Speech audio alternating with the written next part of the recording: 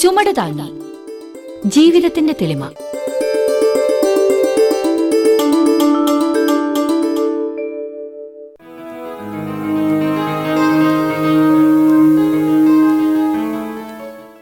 ഇപ്പോഴിവിടം മഴക്കാറൊഴിഞ്ഞ ആകാശം പോലെ ശാന്തമാണ് അല്ലേ ഫാദർ?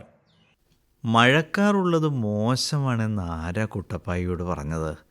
നമുക്ക് ഏറ്റവും ആവശ്യമുള്ളതല്ലേ മഴ. അപ്പോൾ അതിന് കാരണമായ മഴക്കാറും വേണമല്ലോ. പ്രകാശ് എന്താ സീരിയസ് ആയിട്ടിരിക്കുന്നത്? ഏയ് ഒന്നുമില്ല ഫാദർ. ഇവൻ ഈയിടെ വായിക്കുന്ന പുസ്തകങ്ങളുടെ ഇൻഫ്ലുവൻസാണ് മഴക്കാറും ആകാശവും ഒക്കെ. പ്രകാശേട്ടാ, വലിയ പഠിത്തമൊന്നുമല്ല വേണ്ടത്, ലോലമായ ഹൃദയമാണ്. കാറ്റടിച്ചാൽ പോലും പാടുന്ന വീണ പോലെയുള്ള ഹൃദയം. കുട്ടപ്പായി കവിയായി കഴിഞ്ഞു. എന്തൊക്കെ ഗംഭീര പ്രയോഗങ്ങളാണ് പുറത്തേക്ക് വരുന്നത്. ഇതിവൻ്റെ സ്വന്തമൊന്നുമല്ല, പണ്ടേയുള്ള ഭാവനയാണ്. വിരലൊന്ന് മുട്ടിയാൽ പൊട്ടിച്ചിരിക്കുന്ന മണിവീണ കമ്പികളെ എന്ന് ഭാസ്കരൻ മാസ്റ്റർ എഴുതിയിട്ടില്ലേ? പ്രകാശേട്ടാ, അത് വിരൽ, ഇത് കാറ്റ്. ഫാദറിന് പിടികിട്ടും ഞാൻ ഉദ്ദേശിച്ചത്. നമ്മളെ കുറച്ച് നാളായി ബാധിച്ചിരുന്ന ഒരു പ്രശ്നത്തിൽ നിന്ന് നമ്മൾ ഒഴിവായി എന്നാണ്. അത് ആലങ്കാരികമായി പറഞ്ഞു എന്നേ ഉള്ളൂ. കുട്ടപ്പായി പറഞ്ഞത് ശരി. നമ്മൾ കുറച്ചേറെ നാൾ ഊരാക്കുടുക്കിൽപ്പെട്ടു. മാർഗരറ്റിൻ്റെ വരവാണ് വഴിത്തിരിവായത്.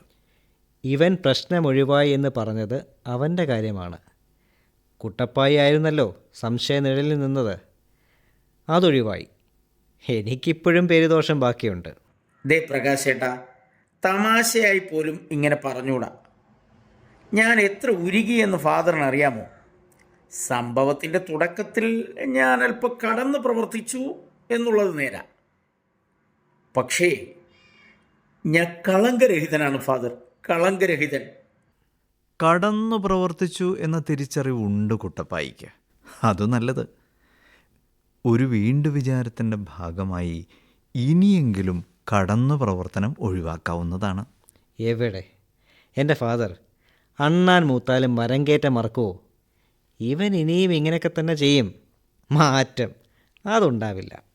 ഇങ്ങനെ ഒരാളെ പറഞ്ഞു കുഴപ്പക്കാരനാക്കരുത്. പിന്നെ നമുക്ക് തന്നെ തോന്നി തുടങ്ങും നമ്മൾ ലേശം പ്രശ്നമുള്ള ആളാണെന്ന്. ഫാദറിന് എന്തു തോന്നുന്നു? ഫാദർ മനഃശാസ്ത്രജ്ഞനാണല്ലോ. കുട്ടപ്പായി പറഞ്ഞതിൽ കാര്യമുണ്ട്. ഒരാളെയും ബ്രാൻഡ് ചെയ്യാൻ പാടില്ല ഒരു തരത്തിലും. നമ്മൾ പലവട്ടം നേതാവാണ് എന്ന് പറയുന്നത് കൊണ്ടാണ് ഒരാൾക്ക് താൻ നേതാവാണ് എന്ന് തോന്നി തുടങ്ങുന്നത്. അയാളുടെ കഴിവും പ്രധാനമാണ്. എങ്കിലും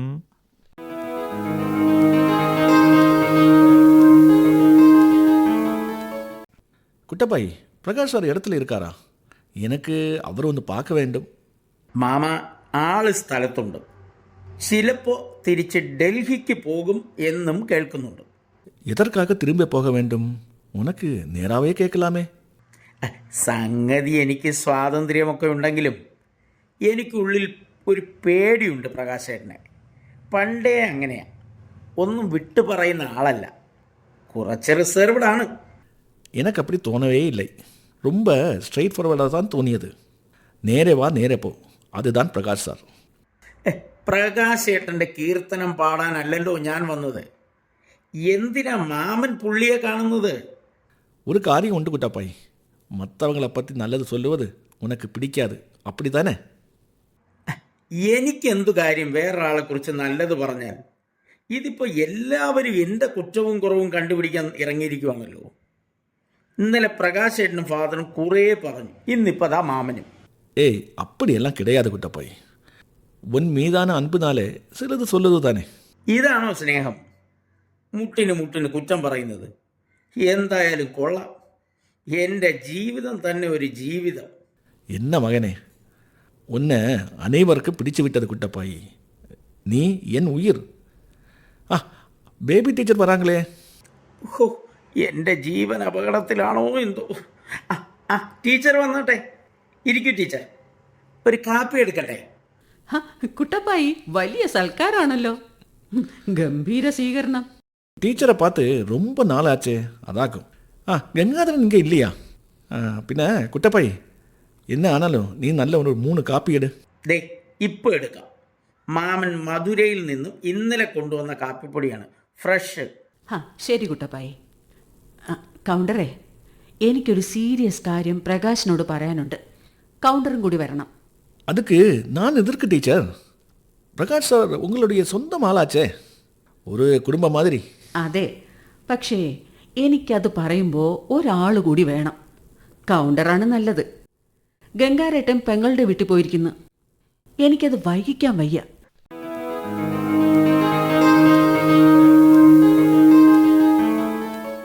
പറഞ്ഞോളൂ, ബേബി ചേച്ചിക്ക് എന്തിനാണൊരു മടി? അല്ല, കൗണ്ടറുമായി ബന്ധമുള്ള കാര്യമാണോ? நான் சும்மா கூட வந்ததாகன் சார். ടീച്ചർക്ക് താൻ ഏതോ சொல்லணுமா? ആ പ്രകാശേ, എല്ലാം കലങ്ങിത്തെളിഞ്ഞു എന്നാണ് എൻ്റെ വിശ്വാസം. അല്ല, തോന്നൽ. വിശ്വാസം തന്നെ ആവാൻ ചേച്ചി. കലങ്ങി തെളിഞ്ഞു, എന്താ സംശയം? അല്ലേ കൗണ്ടർ? அப்படி தான் தோணுது சார். ഇനി ഏതാവത് മിച്ചം இருக்கா? ബാക്കിയുണ്ട് കൗണ്ടറെ. എനിക്ക് നഷ്ടപ്പെട്ട വിശ്വാസ്യത, അതാണ് ബാക്കി. അത് വീണ്ടെടുക്കണം. ചേച്ചിയുമായി ഇക്കാര്യത്തിന് പ്രത്യക്ഷത്തിൽ ഒരു ബന്ധവുമില്ല.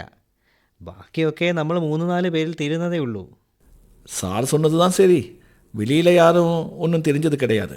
അങ്ങനെ ഉറപ്പിച്ചു പറയാൻ കഴിയുമോ പ്രകാശിന്? ഒരു സ്ത്രീ എന്ന നിലയിൽ എനിക്കത് വിശ്വസിക്കാൻ വയ്യ. അത് ഞാൻ പറയുന്നതിന് ചില കാരണങ്ങളുണ്ട്. അത് പറയാനാണ് ഞാൻ വന്നത്. പ്രകാശ് അത് കേൾക്കണം. വെറുതെ കേട്ടാൽ പോരാ, ശ്രദ്ധിച്ച് കേൾക്കണം.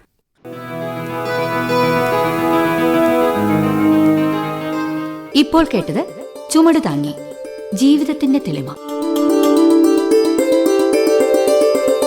രചന ശ്രീകുമാർ മുഖത്തല. ശബ്ദം നൽകിയവർ PA ബിജു, M ശിവകുമാർ, സന്ദീപ് സുരേഷ്, സുഷമ അനിൽ, ബിജു കല്ലുവാതുക്കൽ.